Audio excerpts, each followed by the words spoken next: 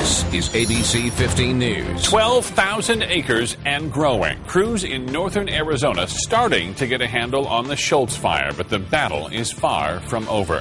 Thank you for choosing us this afternoon. I'm Steve Irvin. It was mission accomplished for crews on the ground who worked overnight to protect dozens of evacuated homes threatened by the fire. Now they're trying to get containment lines around the two most active sides of that blaze.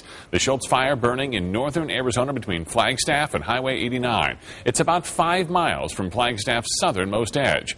ABC 15's Katie Bramall is anchoring our coverage now, and she's live in Flagstaff with the latest on the firefighting efforts there. Katie?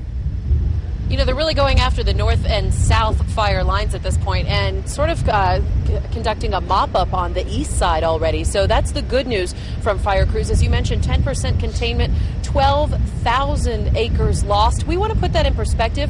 That's about the size of Fountain Hills. Now, there are 1,000 homes threatened, but so far no structures have been lost. And we understand that this was started by an abandoned campfire on Sunday morning. Highway 89 is open right now, but they want you to know to plan an alternate route accordingly because they're having to close lanes and close parts of it altogether if the smoke billows right over the roadway. Neighbors have been overall pleased with the firefight here. Christopher Stein was up on the fire lines with crews today. This is rugged, tough terrain behind us here. Very difficult. They're doing a great job with it, but no you question. learned firsthand. Yeah, we went up there and I hiked about 1.5 to 2 miles, which is really nothing compared to what these firefighters are doing on a daily basis, working around the clock. You know, yesterday we had 4 firefighters who were injured. When I went up there today, I could really see how difficult this area is for them to fight the fire. Right. At the same time, we got a first-hand look at really the devastation left behind by these flames as they go right through this area. As you can see, there's a lot of devastation to the low ground. The fast-moving Schultz fire has certainly left its mark, and the scars will continue to smolder for several days. Still a lot of heat in the ground, and most of the trees and stuff, it's on duff. Fire crews allowed ABC 15 to see the devastation up close.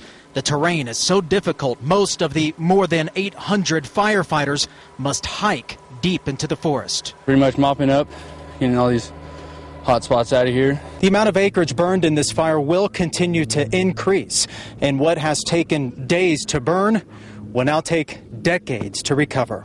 And it's that devastation due to an abandoned campfire that angers even the crews on the scene. It bothers me that there's careless people out there that don't take pride in, you know, their land. This could be a place where a family drove up here on a weekend to have a picnic, and you couldn't beat this environment. These men and women will likely remain on the scene for another week, aiming to prevent any further damage than what the Schultz fire has already caused.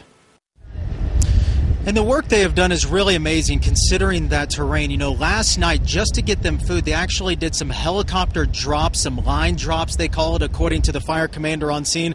And as one firefighter told me today, this fight will certainly last weeks. Yeah, it's not easy. And that's essential for the crews out there as we hear the chopper behind us right now making another which is a good sound. Yes, it means that the wind's died down enough for them to get in there. So thank you, Christopher, for heading out there on those fire lines. You know,